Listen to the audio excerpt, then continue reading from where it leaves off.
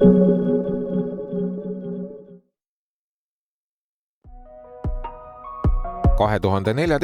aastal tõi Porsche turule pooleldi sportauto, pooleldi linnadžiibi, mille nimeks sai Macan. Läbi aegade on seda korduvalt uuendatud ja tänavu jõuti 3. uuenduseni, mis skeptikute sõnul jääb ka viimaseks, kuna Macani pidavat välja vahetama täiselektriline linnadžiip. Olgugi, et selle auto disain on juba 7 aastat vana, on see väga väärikalt vananenud ja minu arvates näeb see endiselt väga hea välja. Uuenduste poole pealt enam ei ole standardis piiksenoon laternaid, vaid neid asendavad need uued LED-laternad. Ka see suuosa on saanud uue disaini ja siin on hästi äge selline muster. No ja puberteedieas kiputakse ikka ju kasvama, nii ka Macan. Kõikidel Macanidel on nüüd jalavarjud numbri võrra suuremad, ehk siis toll suuremad rattad ja nendel on ka uuemad disainid. Lisaks on ka värviversioone juurde tulnud ja see GTS mudel on nüüd kõige kärtsum Macan üldse. Turbot enam ei pakuta. Ja tagaosas on siis uue disainiga tagatuled ja siin all on funktsionaalne diffuusor, mis näeb eriti võimas välja. Kõiki mootoreid värskendati ja neile puhuti juurde ka jõudu. Lisaks uuendati ka veermiku ja roolisüsteemi. Macan GTS-i mootoriks on 2,9 liitrine V6, mis arendab 324 kilovatti ja 550 newtonmeetrit. Käigukastiks on alati 7-käiguline topeltsiduriga automaatkast ja tagasilla kasuks töötab muutuva jaotusega nelikvedu.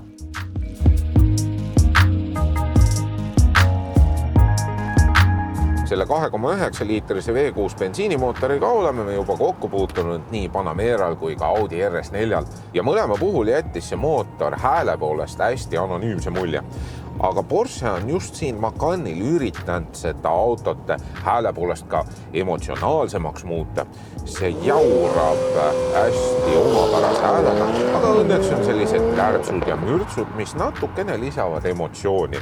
See mootor ise madalatel pööretel on niisugune rahulikum, aga kohe nagu jõuad turboalasse, on see hästi lineaarselt jõuline, sitke ja läheb väga mõnusalt edasi.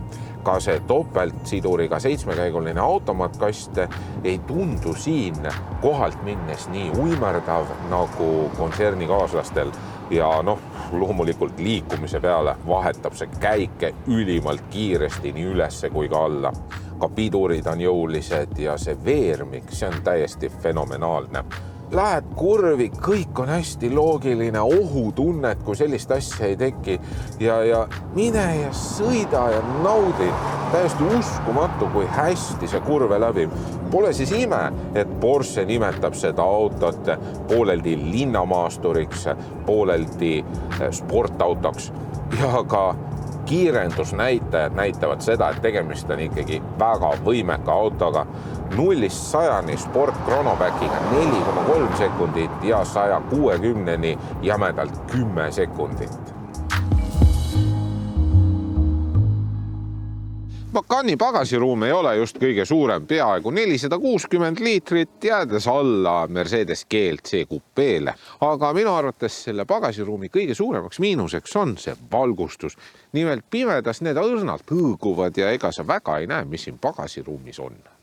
Kindlasti on GLC Coupe tagaistmel rohkem ruumi, aga samas tegelikult ega see Macan väga suur auto ei ole ja iseenesest ma ju mahun siia. Iste asend on selline mugav, jalaruumi on täpselt parajalt, et ma mahun siia vahele ja pearuumiga on niimoodi, et kui ma täitsa sirgelt istun, siis pea on õrnalt vastu lage. Ja see käetugi muidugi ei ole just kõige mugavam, kuna siin keskel on plastikust selline topsihoidjate kauss ja sinna ei taha väga oma küünarnukki panna.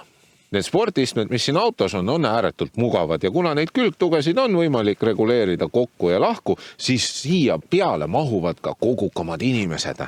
Uus on rool, mis on võetud 911 ja minu arust eriti äge on veel see, et siin rooli peal on nupp, kus ma saan lülitada automaatkasti manuaalrežiimi ja siis ta jääb ka manuaalrežiimi. Uus on ka multimeediakeskus, aga paraku ei ole sellel Porsche kõige värskemat tarkvara, seega saad siia ühendada juhtmevabalt ainult Apple CarPlay ja Android auto toetus siin ei ole.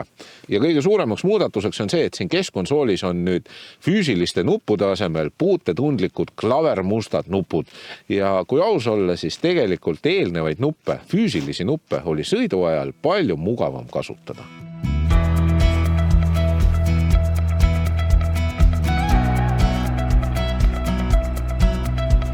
rahulikult sõites on see sportlikumaks häälestatud õhkvedrustus ikkagi jäigemapoolne, aga mitte väsitavalt. See ei ole selline hüppav ja põrkav, vaid täiesti mõnus konkreetne. Tõsi, kui sa künnisest üle sõidad, siis ta natukene põrkab või hüppab, aga see on ju ainult hetkeks. Ka müratase ei ole väsitav. Ma eeldasin, et need laiad rehvid teevad siia salongi palju rohkem müra, aga pigem kuulen ma tuulemüra just siit peeglite juurest. Seega pikemal sõidul ei ole see autoga väsitav. Mulle meeldib ka see, et kuidas sellel autol rajaabiline töötab. See on küll sisse lülitatud, aga ma ei tunne kordagi, et ma peaksin selle välja lülitama. See ei häiri mind üldse. Ma võin rahulikult sõita täpselt nii, nagu ühes Porsche roolis peaksingi sõitma. Keskmiseks kütusekuluks lubab tehas 11,7 liitrit 100 ja selle ma ka prooviringil saavutasin. Baas Macani hind algab 63 000 eurost, siis sa saad 2-liitrise turbomootoriga Macani. Aga kui sa tahad sellist mudeli tippu GTS-i, siis sa pead minimaalselt maksma 88 000 eurot ja selline proovisõidumudel maksab umbes 110 000 eurot. Ja tegelikult on see suhteliselt samas hinnaklassis nagu Mercedes GLC Coupé. Macan ei võlu enda rooli inimesi pelgalt numbritega paberil või välimusega, vaid hoopis kogu selle harmoonilise sõitmisel tekkiva maagiaga.